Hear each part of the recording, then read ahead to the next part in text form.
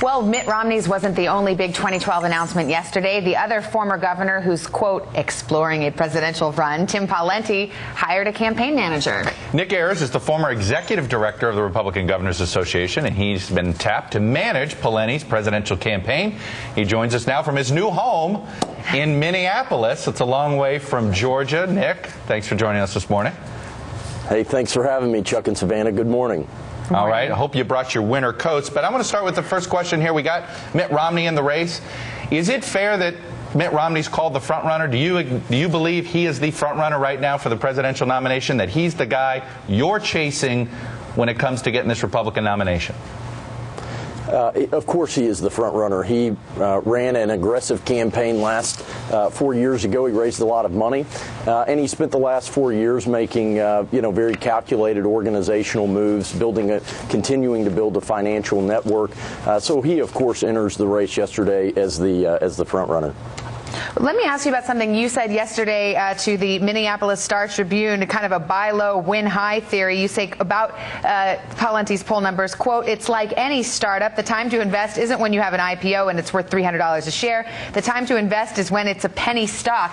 What does your new boss think about you calling him a penny stock? And what are you going to do to turn around those poll numbers? I mean, Pawlenty's been in it a while, and yet he consistently polls near the bottom.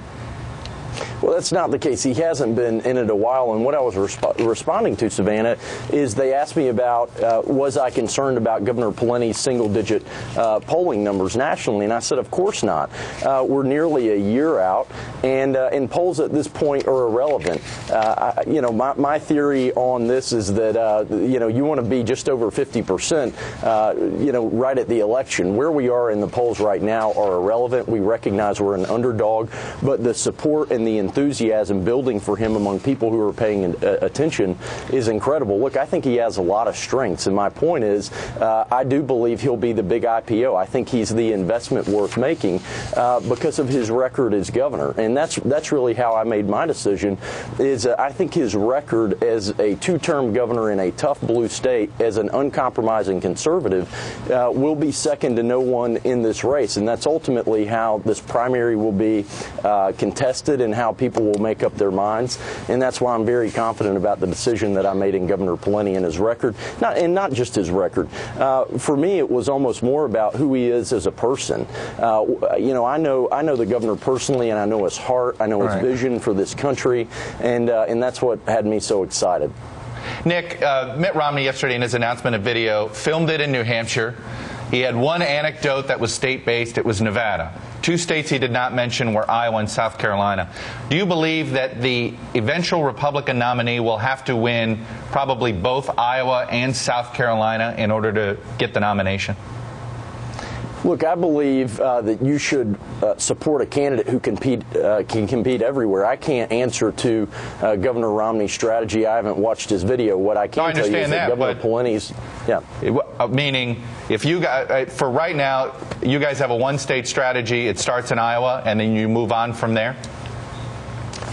We certainly don't have a one-state strategy. I plan on leading a campaign that can take Governor Pawlenty's record and vision in any primary or caucus state in this country.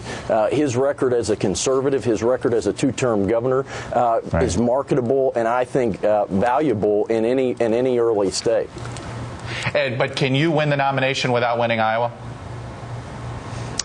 Look, at this point, first of all, I got asked a lot yesterday about our campaign strategy. I've always been surprised, Chuck, at people in Washington who sign up for new jobs and the first thing they do is announce their strategy of winning. I've been a big believer for the past 10 years of my professional political career in writing a good plan, implementing it, executing it, winning, and then telling everyone how you did it. So we're not going to be a campaign that talks about our grand strategy. What I can tell you is that I signed up with a candidate that can compete everywhere. I don't believe that we just can compete in Iowa. I believe we'll have the resources to build a serious organization throughout the early states and compete everywhere, and that's the plan. Nick, do you think it's good for the Republican Party if Donald Trump shares a stage with Tim Pawlenty, Mitt Romney, and everybody else that's running for the Republican nomination?